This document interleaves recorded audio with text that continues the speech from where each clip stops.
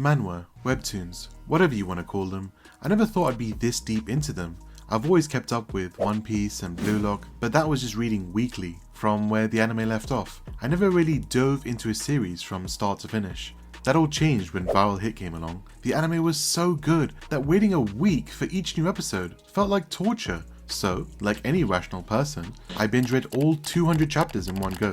And just like that, I was hooked. That one decision sent me spiraling into a full-blown manhwa reading journey. And now I'm here to share my experience. So, let's talk about the first few webtoons I picked up, what I thought of them, and whether or not I've made a huge mistake by opening this never-ending rabbit hole.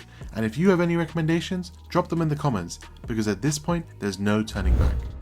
So, Viral Hit, or How to Fight, it hooked me immediately. At first, I thought it was just about different fighting styles, breaking down techniques from boxing, jiu-jitsu and wrestling, but it's way more than that. Unlike regulated sports fights, these are real-life brawls where literally anything goes. When I started reading, I naively thought, oh cool, I'll just get to see more techniques and crazy fights, but the story gets way darker. Suddenly, you're dealing with gangs, drugs, blackmail, and even murder.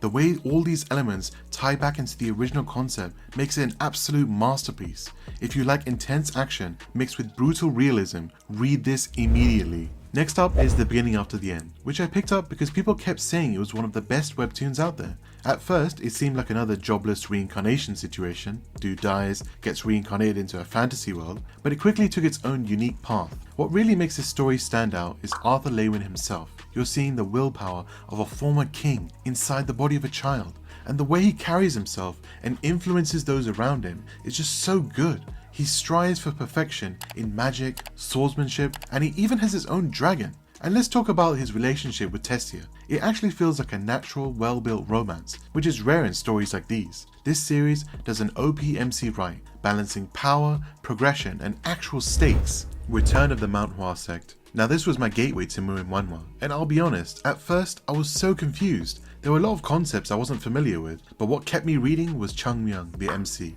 This guy is incredible, strong, confident, cocky as hell, but also hilarious. His goal? To restore the fallen Mount Hua Sect, and the way he goes about it is just so satisfying. You see the sect gradually gain back its former glory, and the martial arts techniques are beautifully illustrated. The fights? Top tier. The comedy? Actually funny. If you haven't read a Murin Manhwa before, this is a great starting point.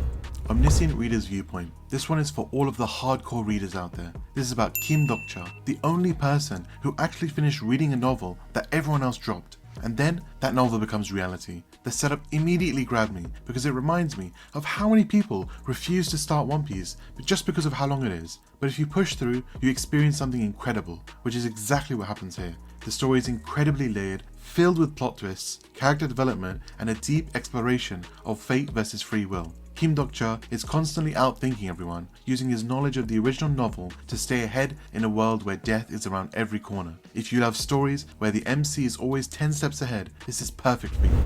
And now, for something completely different, this is hands down one of the funniest webtoons I've ever read. The humor is just next level, and it never fails to make me laugh. That said, it's not just about comedy, the story is actually compelling, the fights are well done, and the characters are great. The MC, an engineer transported to a medieval fantasy world, doesn't have magic or sword skills, just his sheer intelligence and insane inventions. Seeing him revolutionize the world with his modern knowledge is hilarious and incredibly satisfying. But what really sets him apart is his negotiation skills. Whether he's bargaining with dragons, nobles, or even the queen, he always finds a way to get what he wants while making the other party feel like they've won too. It's a rare kind of MC, one that's not just about brute strength, but about outsmarting everyone in the most entertaining way possible. If you want something light-hearted, but still engaging, this is a must-read. So yeah, that's been my manhwa journey so far. I've only just started, and I know there's so much more out there to read. If you have any recommendations, drop them in the comments. I'm looking for my next obsession. And if you enjoyed the video, don't forget to like, subscribe, and hit that notification bell. Thanks for watching, and I'll see you in the next one.